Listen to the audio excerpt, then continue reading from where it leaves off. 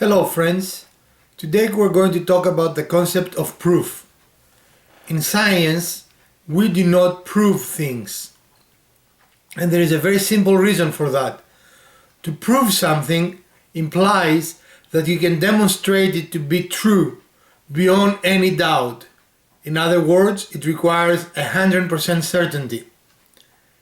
We do not have the ability currently to have 100% certainty, which means we do not use the term proof. Instead, we use the terms fail to reject and reject when it relates to hypothesis testing. Proof is very often a term misused because people do not realize that we don't need to prove something in order to know it. And people do not realize that proof is rigid and inflexible. If I'm to prove something, that also implies that there is absolutely no change related to that thing. Of course, that is not true. Science is an evolving thing. As time passes by, as our knowledge increases, we are actually amend our knowledge, and by amending our knowledge, we improve our knowledge and our understanding of the cosmos around us. The construct of proof is a lay construct, in other words, not truly a scientific construct. While we can prove mathematical axioms and mathematical formulas, we cannot prove events or hypotheses. We cannot prove basic things. For example, we can demonstrate gravity, but we cannot prove gravity because even something as simple as gravity actually changes. Gravity on the moon is much different than gravity on Earth, and gravity in space is non-existent. In fact, even on our planet, gravity on top of Mount Everest is different than gravity at sea level. So we simply know more and more. When Newton developed the concept of gravitational pull, he probably theorized after experimentation that things are not supported simply fell to the ground. That was a reasonable hypothesis and a reasonable theory at the time because that is all he could test.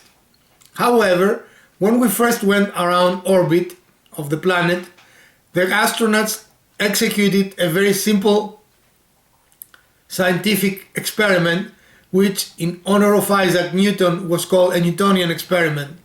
And they took the proverbial apple, place it in front of their face and let go of it. And what happened? Houston, we have a problem. The apple did not fall. But guess what? The apple did not fall because of gravity. So the apple not falling did not demonstrate gravity falls. It simply allows us to have a more expanding understanding of the term gravity. So in science, we demonstrate things to be a way or another, but science is evolving. Over the years, our understanding has become better and better. It has evolved, and therefore, the inability to prove is actually a good thing, not a bad thing.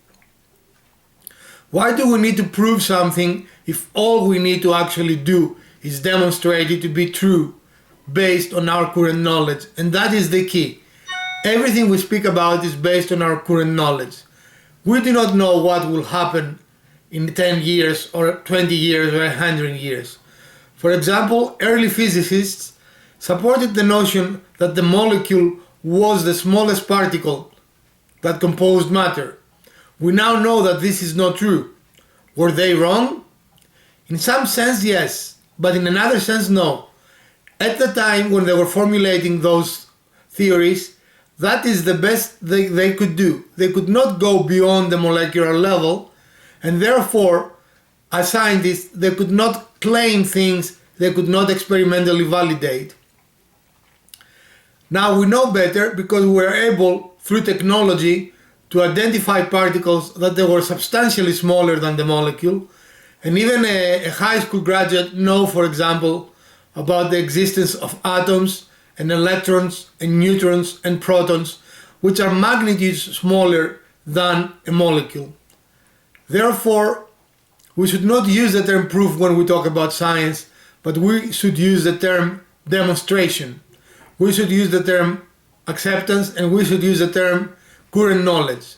After all, scientific proof is at a 99.9%, not a 100%.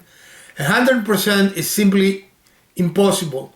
It is called certainty in mathematical language, and certainty is not possible in science or in fact in any other aspect of our life.